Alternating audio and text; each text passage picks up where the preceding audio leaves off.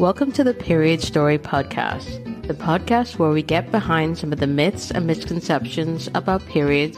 We chat with women about their period story, their first period, their journey ever since, and we open up a conversation to help break taboos and stigmas around menstruation. I'm your host, Denise Brothers. I'm a yoga teacher and registered nutritionist specializing in women's health, hormones, and the menstrual cycle. I'm also the author of You Can Have a Better Period, the book Publishers Weekly calls an empowering debut, an informative, refreshing take on women's health. It's available from Amazon, Bookshop, and anywhere else you purchase books. My guest on today's episode is Matilda Egere-Cooper. Matilda is an award-winning journalist, podcast host, and the founder of Fly Girl Collective, a platform and community which helps Black women and women of color level up in their wellness and lifestyle. Matilda is so inspiring. She's run 5Ks, 10Ks, half marathons, and an ultra marathon. If you've been thinking about getting back into running or starting running, have a listen to this episode. Matilda has loads of tips that will help you. Thank you so much for coming on the show, Matilda. I'm really excited to speak to you. You do so many interesting things. But before we get into all of that, let's talk about the story of your very first period. Oh, yes. This is taking me way back. But I distinctly remember being 13. And that's because at school, I remember that was considered to be like the bullseye age for when it was going to happen. So I remember when I turned 13, I mean, it certainly wasn't on the dot, but I knew, okay, I think it's going to happen this year. That being said, when it did happen, I was pretty surprised. I remember having this feeling of wetting myself, and I went to the old house that I used to live in. I remember going into our, there was a bathroom in our garage. So it wasn't like our main bathroom. Went into the bathroom, put my pants down, and I was like, oh, what happened? I just remember just seeing all my knickers being wet. And then I just thought, oh, snap. I think this is it. I think this is my period. And I don't recall anyone being in the house at the time. This was certainly before we had mobile phones. But I think when my stepfather got back home, I remember him sort of confirming, yeah, I think you got your period. And then when mom came, she was sort of like, oh yeah, get a tissue, kind of wrap up, because, you know, I honestly can't remember the process of learning about using sanitary towels, because that's all my mom ever used. But I remember it was like, get the tissue first. And then it was like, okay, right, get Always. And to this day, I still use Always because that was like the first sanitary towels I started using. That's interesting that you went and you told your stepdad. Yeah. Because a lot of the women I've spoken to on the podcast, they've very much wanted to speak to like a female relative or a female friend. Yeah, I mean, I think it's because he was in the house first, I think, when he came back from work. And at the time, I had a stepsister. So I just naturally presumed, okay, if this has happened to my stepsister, then he'll kind of know what to do. But I remember there was a sense of, okay, when mom comes home, she can properly tell you, you know, how to sort yourself out. But I definitely didn't feel embarrassed other than the fact that my knickers were, you know, completely drenched. It was just like okay, right, this happens, you know, what do I do now kind of thing. And then once your mom came home, she gave you some pads. And then this feeling of calm and lack of embarrassment around your period continue? Well, that's the interesting part. So I think I kind of knew the bare basics of when you have your periods, obviously you use sanitary towels, but it sparked an issue around hygiene. Because not realizing that, okay, you have your period and it is what it is, but it's puberty. So there's all these other things that are kind of happening with you. And actually, when I was at school, there was a situation where a couple of my friends, they almost had like a bit of an intervention. And it was like after PE once, they kind of sat me down and they said, Matilda, FYI, you've got an odor. You kind of stink. And I remember being so horrified at the time, just thinking like, oh my God, like, what's wrong with me? And I think a lot of it just came into play because, you know, when you're on your period and you're sweaty, and let's say, you know, you're not keeping your clothes clean. And, you know, I was quite a sporty girl. It was that for me was probably the most traumatic thing that I associated with my period. So I think going forward, it became a thing where I just need to be really, really clean around this time of the month. I need to just make sure that I'm double washing, you know, all the things you can think of to just be as, you know, proper as a teen as you can be. Right. So apart from, you know, putting a focus on hygiene, like actual hygiene in like the real sense of it, what was your experience of your period like during your teenage years? Horrible. Like, I mean, my cramps they felt pretty traumatic. And there was I mean, obviously, you know, we talked recently about the impact of like diet and all these things. And I mean, nobody diagnosed it. It was just hair, take painkillers, take Feminax. And actually it got to the point where the painkillers weren't even working. So I think I started off on like paracetamol. And then I discovered Feminax when I went to uni around my uni age. And that was just sort of my go-to. I mean, I was completely wiped out, water bottle, Feminax, sitting in a tub of hot water, praying to God that this, you know, let this pass. And it was always for a day, but it was just terrible. So it got to the point that whenever I knew my period was coming, I would literally just brace myself because I knew it would just be 24 hours of pain. And is it still like that? No, that's the shocking thing about it. It's like, I can't remember the last time I've had cramps. And the only thing I can guess is because my lifestyle has changed. So like when I was much younger, loved sweets, loved sugar, loved all the things. But I think once I got into running, better part of a decade now, you know, again, I can't say I monitored it and suddenly it was like a switch whereby the pain went, but it just became a thing where it's like, oh gosh, I don't need Feminax anymore. I'm eating a lot healthier. I'm looking after myself. And it just meant period comes. It's like, meh, nothing. I know. Shocking. Wow. So it literally just unknowingly through running started changing the way you ate. And then you start. Okay. That's so interesting. Yeah. And it was just a weaning process because like I said, I became so accustomed to using painkillers. But as I was going on like my own fitness and wellness journey, I was thinking about holistic health as well. So I wanted to move away from using medication generally. So I don't know if it just was one of those things where there was a period where I just thought, Matilda, you need to firm this. And then it became a thing where I don't actually need it anymore. But for the most part, I actually just tend to avoid medication now. So if I have like any situations, I tend to just keep it 100% holistic and natural where possible. Right. So you mentioned that you were on your own kind of wellness journey. Can you talk about what triggered that? Yeah. So I moved to London as a teenager when I was 18. And I can't say I was so body conscious to the point that I was like, right, I need to be healthy, but it felt like gym culture was the thing to do. And so I remember, especially when you're a student, there's always like offers and it's like, go to Fitness First for like 10 quid or something. And I remember just going to Fitness First, absolutely just loving it, loving spin, loving step class. Those are the things that were big at the time, sort of late 90s. But once I got into running, and I got into it in two ways. Firstly, I had some friends who were really into running, and we signed up to do one of the Nike races. Nike used to do a lot of races in sort of like the early noughties, mid noughties.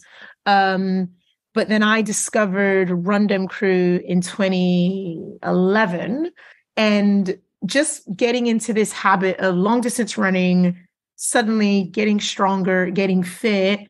You want to do all the things. So you don't just get fit, start wearing great clothes, and then trash the diet. It's like, actually, what would happen if I started drinking smoothies and living this whole lifestyle? So I think that's kind of where the wellness journey began, that suddenly I noticed, okay, physically I'm changing.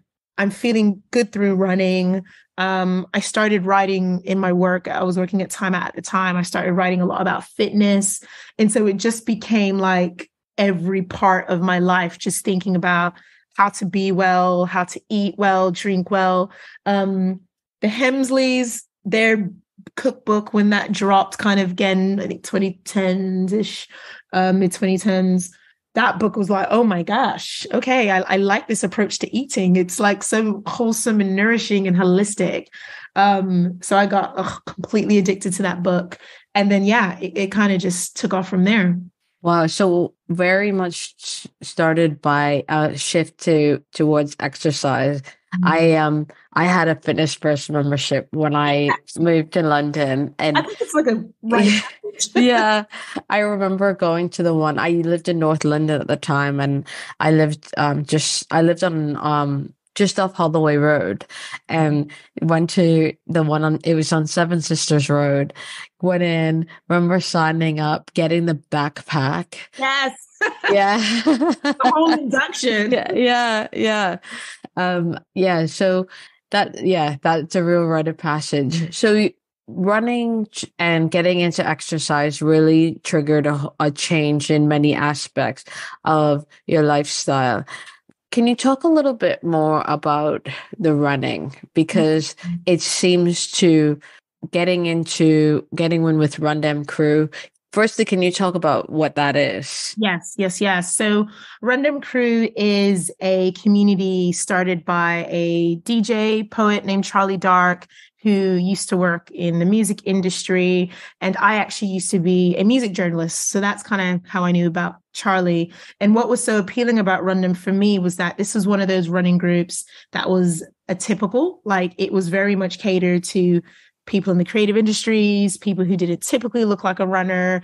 And I mean, at the time, the only reason I liked running is because Nike kind of made it look cool. And then when I came across Run Dem, I was like, okay, you make it even look cooler.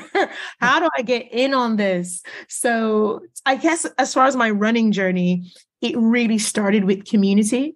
I think I would, occasionally go out on my own, do a run, maybe stick with it for a week or so, and then sort of just run back to the gym because that's all I knew. But with Run Dem Crew and just being in a community, every single week, every Tuesday without fail, we were doing a 10K.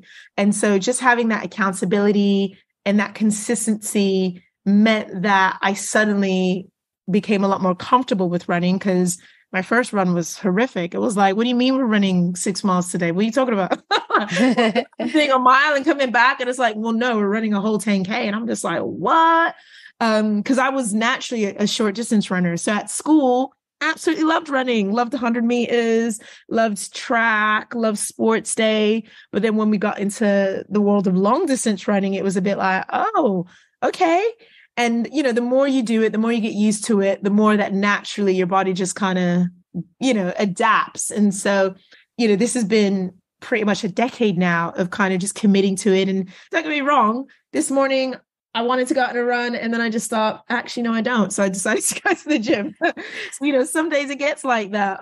But it's definitely been like my foundation for my wellness journey. So talk a little bit about that kind of mindset of getting into long distance running, because I think what I've realized as I've gotten older is that it's really, there's been a mindset shift that's happened where I can do the mental work that propels me further. Whereas when I was younger, I used to run a lot when I was younger. I was a real treadmill queen. Mm-hmm. And there was always be these mental hurdles where I would just kind of start to get in my own way. Mm-hmm. And I think maybe for someone listening who's thinking, okay, yeah, it's spring. What a great time to get into running. But I'm a bit nervous, especially at the idea of running, longer distances. What would you say to that person? Yeah, I mean, it sounds a bit cliche, but it literally is just taking one step at a time. I think what's been quite encouraging for me is over the years, I've realized it's actually not about how long you run. It's just about moving. I mean, during the pandemic, I started a challenge with my community Flygo collective where it was called Jam, Just a Mile. And so it would literally be about going out for just a mile. And, you know, depending on your pace, you can finish a mile in like 15 minutes, done, go home, enjoy, have a smoothie, you know. So I think it's about just kind of taking it easy and taking it one step at a time. And if you discover that you like it, then it's like, okay, let's try to make that distance a little bit longer. The other thing I say to people is do not worry about pace. People automatically associate running with speed. And actually, that's where it can be quite stressful and actually quite unenjoyable. But if you're kind of just going out for a leisurely run with some music, banging joints, or even just going to like a brand new neighborhood and you're just going on a bit of an exploration, then actually running can be quite enjoyable. Like people laugh when I say that I actually go on like, I think the term is runcation, run holidays. It's such an amazing way of kind of sightseeing and experiencing a brand new city. Like I went to Tokyo to do the Tokyo Marathon in 2015, and it just gave me a whole completely perspective of Tokyo that I wouldn't have had if I just went for a normal holiday. So I think it's about people separating running from the fitness element, but also recognizing that it offers adventure, it offers exploration, and it's so great for your mental health. Like I've never done a run and not felt better for it. I mean, I'm definitely going to do a run tomorrow, but I always feel better after doing a run. So that's my encouragement, just people to try it and to not put pressure on themselves. Right. Okay. So just take the first step. Don't worry what you look like. Don't worry about your pace. You could literally run in like a pair of ratty sneakers and some jogging bottoms and like. Exactly that. I mean, one thing I would recommend is once people want to take running a bit more seriously, it's always worth getting what's called a gait analysis, where a professional can actually assess how you run and get the right trainers for you. So it just means that you have a much more comfortable experience.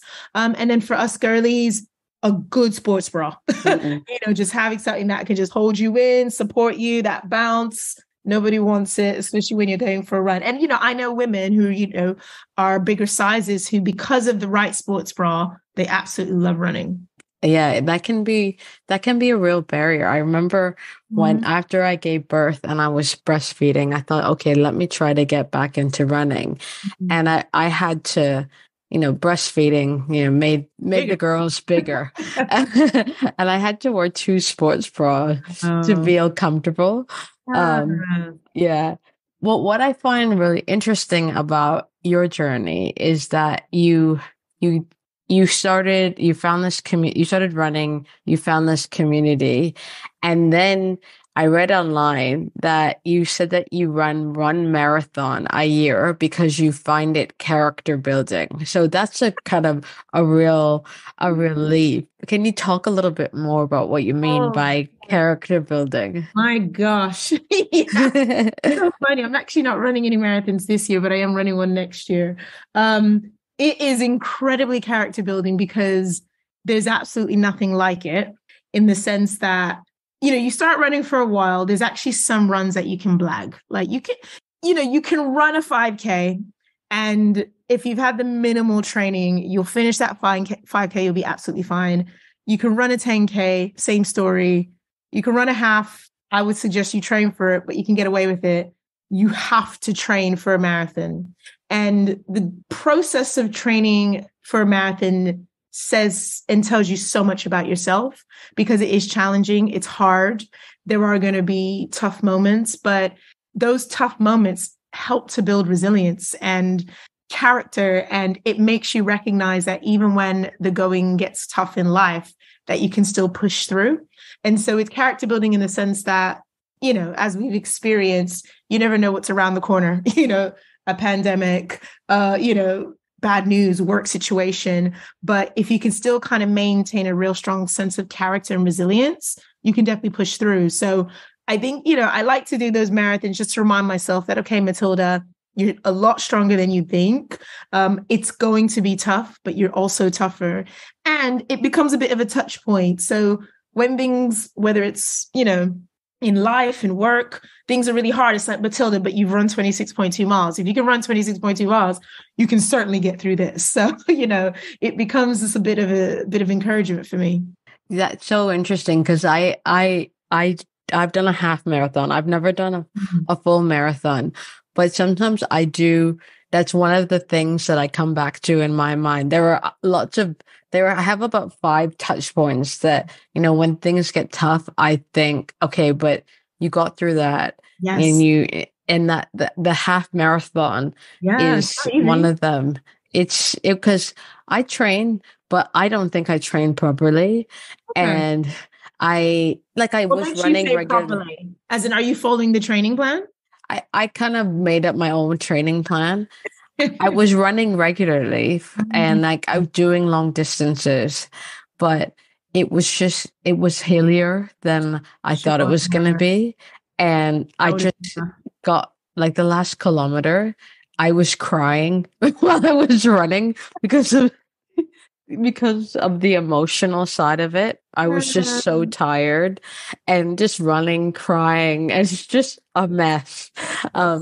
But that's one of my kind of resilience touch points is, you do that, you can definitely get through this. Exactly. And also the thing about marathon training that I appreciate is if you train for it, regardless of what time you train for it, you will get through it.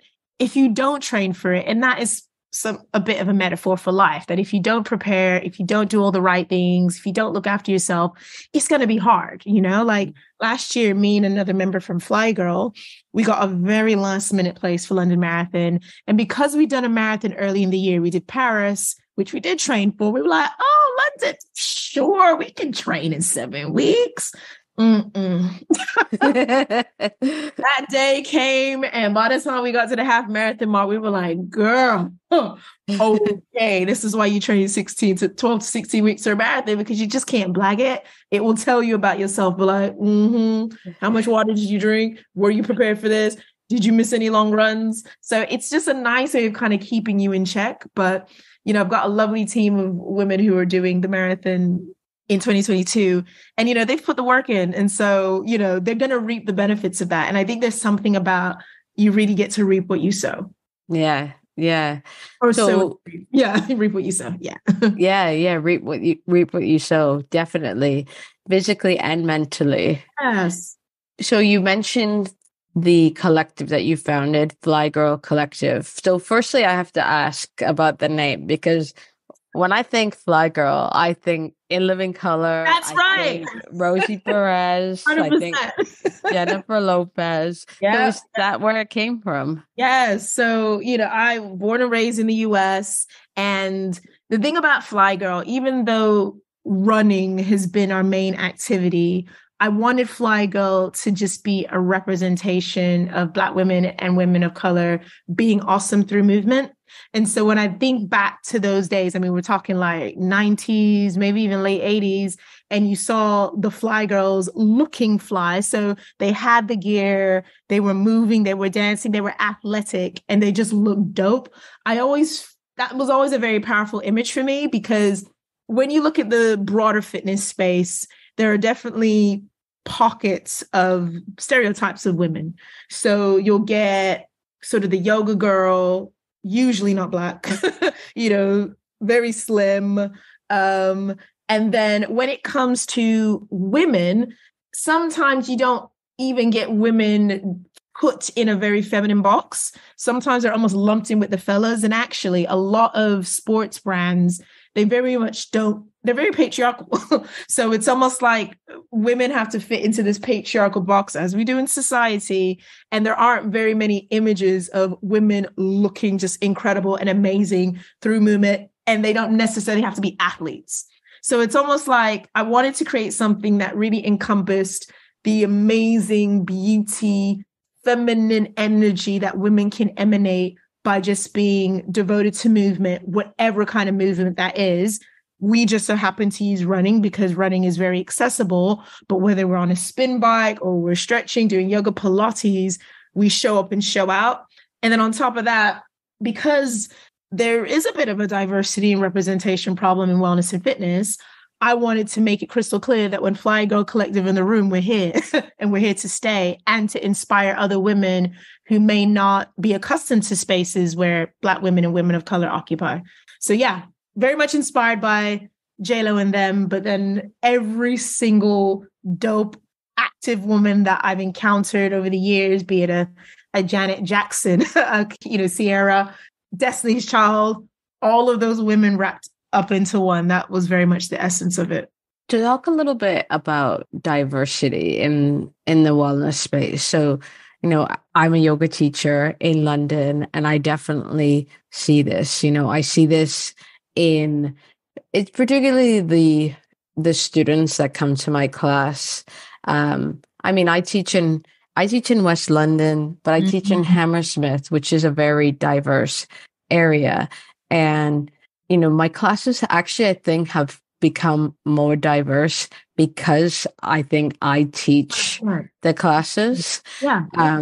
But when I first started teaching there, I was kind of like, okay.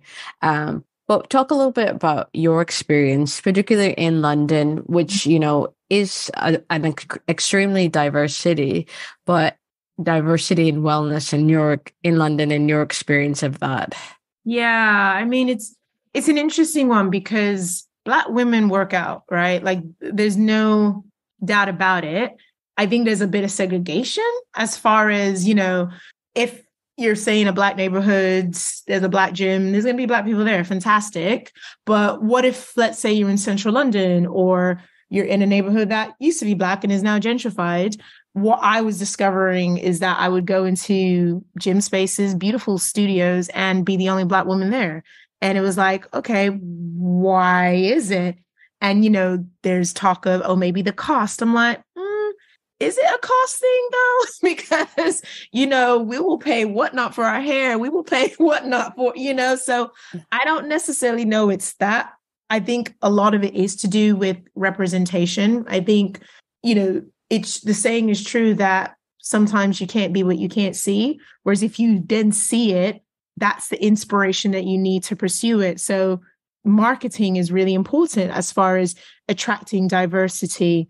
The way studios are staffed, Black teachers, people of color, if that is a norm in those spaces, then hopefully the membership should reflect that.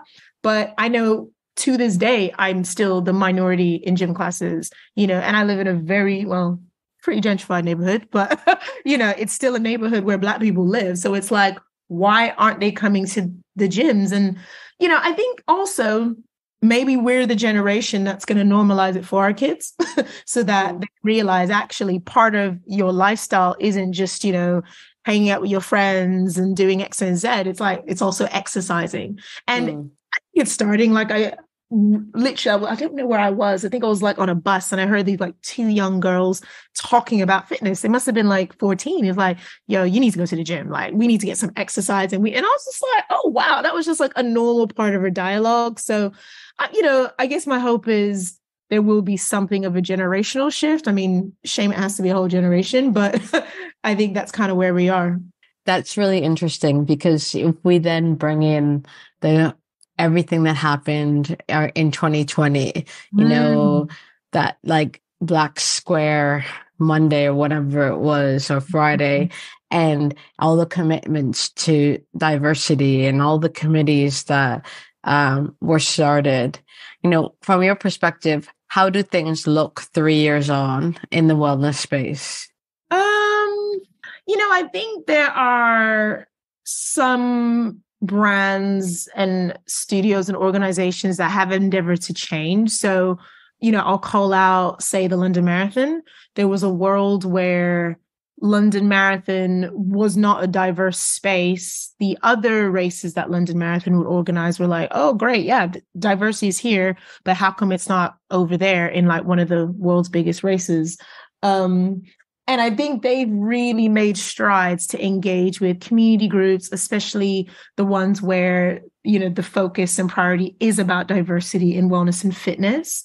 Another brand I'll call out is Lululemon. They're a brand partner for Fly Girl, and they've really listened and they've made the effort to kind of bring diversity into their marketing. And so, you look at their gram, you look at even in store, there's so much more diversity than maybe when I first moved to London 20 odd years ago. And equally, there's some organizations that have just kind of reverted and they're like, well, we're not really accountable to anybody. So we'll just keep it business as usual. But it's a shame because people don't realize that diversity is actually really good business. It's not about kind of keeping things to who you know, but actually broadening that perspective and allowing other people to kind of enhance what you do. Thinking about running specifically, I read an article where you talked about how running remains a largely white and middle class activity.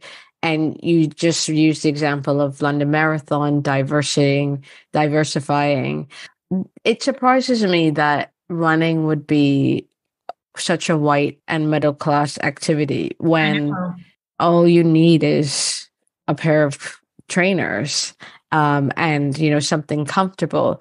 But talk a little bit more about that and why that is and what you see changing in the running space. Yeah. I know I find it quite bemusing as well, but I think the reality is that when you think about the origin of run culture, it actually starts in the US with brands like Nike. There was actually a book as well that came out. I think one of the first books around how to jog, and it was very much written from a white perspective for a white community. So the actual origin of running as an activity, a hobby, is rooted in whiteness. So I think even though a brand like Nike, for instance, they've obviously been at the forefront of showing a lot more diversity, at the root of it, it's still from a white lens and a white perspective. So I think, unfortunately, the roots and the origin is still played out today. I don't know numbers, don't know data, don't know stats, but I'd be curious to know specifically with running, if they were to look at the demographic of buyers globally, and we're not talking about lifestyle. When I talk about Nike, it's like who's actually purchasing the running shoes. I'd be interested to see if it's as diverse as we think running actually is.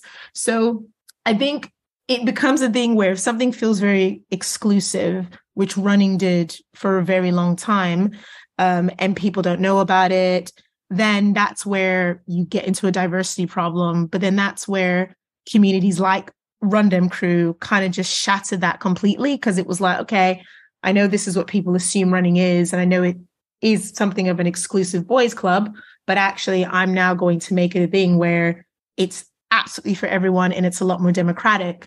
And I think for me, I wanted to take things further with Fly Girl by showing that, look, running can also be for fly, dope, aspirational, ambitious women too. And it doesn't have to be in this box of athleticism. It can just be very much aligned to lifestyle. So I think from what I've seen in London, there's a lot of exciting things happening. There's so many more communities that exist. I mean, 10 years ago, there was just Run Dem. Now you have Black Girls Do Run UK, Emancipated Run Crew, London Select, of course, Fly Girl Collective. So there's so many more communities now that are really putting diversity and representation at the forefront of what they do. And so I think naturally we're just going to see how that evolves. Yeah, very exciting. So someone listening and they're thinking, okay, Fly Girl Collective, that sounds really cool. I live in London.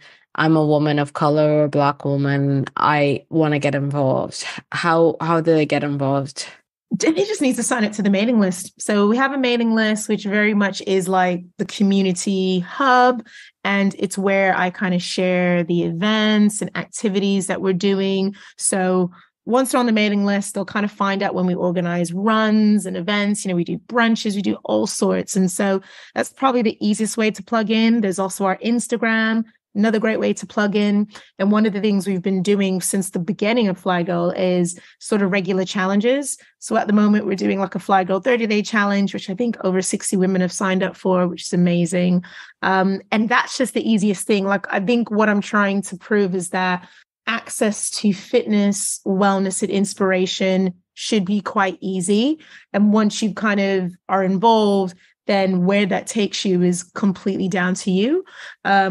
Normally once a year, I organize a training season. So I'll get like a group of women, say 8 to 10 women, and we'll all together train for an event. So we've had about 7 seasons where we've trained for half marathons, 10Ks, 5Ks. Next season's going to be a bit of a surprise. I'm going to switch things up a little bit.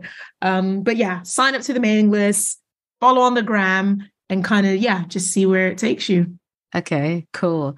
What would you say to someone who's listening who wants to join Fly Girl or wants to join some other running collective that's close to where they live, but they're a bit nervous, like they don't know anyone, they're scared to go on their own. They like the idea of community, but they're nervous. What would you say to them?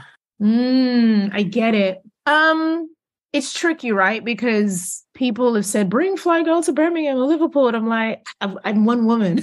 I wish I could, but a couple of things. I think try. I mean, I've rocked up to all types of communities before I even found Rundum Crew and just test it out as you would with anything else. It's kind of like dating, right? You got to be in it to win it. So you kind of try it out, see how it goes, test the chemistry. And if it's not your thing, keep it moving. And the other thing is sometimes, you have to build a table that you want to occupy. And even if that's just getting a couple of friends or one friend and say, hey, girl, let's start this thing. Because as we've talked about, running is that accessible. All you need is like the trainers. You can find training plans. Park Run is, there every Saturday, helping people learn how to run 5Ks. So I think being proactive is key, but also just recognizing that, it is very much a journey and see how you get on. But it's always nervous kind of stepping into a new space. I mean, I remember the first day I stepped to Rundum Crew and I was like, oh my gosh, what is this? But I also say if people, when they come to Fly Girl events, we are a very warm, welcoming, lovely bunch. It is very much the remit of being a part of the collective that we're all encompassing and inclusive in that way. So yeah, definitely just, take a step. Amazing. So you've shared a lot. We've talked about diversity. We've talked about Fly Girl Collective. Of course, we talked about the story of your very first period. What's something that you would like to leave listeners with, if you could leave them with one thought? I would say that it's so important for us to be courageous, because like a period, that can be such quite a, I don't want to use the word agonizing, but an unpredictable time in our lives. Even monthly, we don't know what's going to happen, but it's going to happen. And so, I think there's just something about approaching life with a degree of courage and willingness to tackle whatever life may bring. And that's very much what running has taught me, that actually stepping out, trying new things, before you know it, you end up being so much further along in life than you thought you could ever be. Like when I did my very first run 10 years ago, you couldn't have paid me to run a marathon. I was adamant I would never do it, and now I've run 5. And now I'm going to run more. In total, I've run like over 40 races. And that's not something I planned. Nobody could have told me, oh, Matilda, you're just going to be this serial runner. And so I think there's just something in testing yourself, seeing what you're capable of, and actually just allowing that door to kind of take you up to new heights. You just never know what may happen. Amazing. I mean, we didn't even talk about the fact that you've run ultramarathons. Oh, Lord, yes. Only one. I did that with my friend Angia. I was like, cool, one and done. Let me just stick to distances I like. Is that 100 kilometers? We did 50K. So 50. Okay. Yeah, I was like, there's no way I could do the 100. And it was a great day. It rained. We ate a lot of cake. We walked, we talked, we jammed. It was such a great sisterhood moment. And that said, I think something about running and community, the two things actually work together for an activity that's so kind of solitary. Like if you connect with people in running, it can be such a brilliant experience. Brilliant. Thank you so much for coming on the show. Where can people find you? Where can they find Fly Girl Collective? Yeah, so the website is flygirlcollective.co, but we're also on Instagram at Fly Girl Collective. You can find us at Facebook on Fly Girl Collective and then on Twitter at Fly Girl Co. But if you Google Fly Girl Collective, you'll find us. Great. Thank you so much. No, thank you. For more inspiring conversations, head over to periodstorypod.com, where we have so many more for you to peruse. If you want help with your menstrual or hormone health, email me on hello@eatlovemove.com to set up a free 30-minute hormone health review. If you like today's show, please don't forget to subscribe, rate, and review wherever you get your podcasts. Tag us, come say hi, and send in your requests for who you'd like to see on the show on Instagram and Twitter on @periodstorypod, or email us at hello@periodstorypod.com. I'm Lenise Brothers, and you've been listening to Period Story. Thank you so much for listening.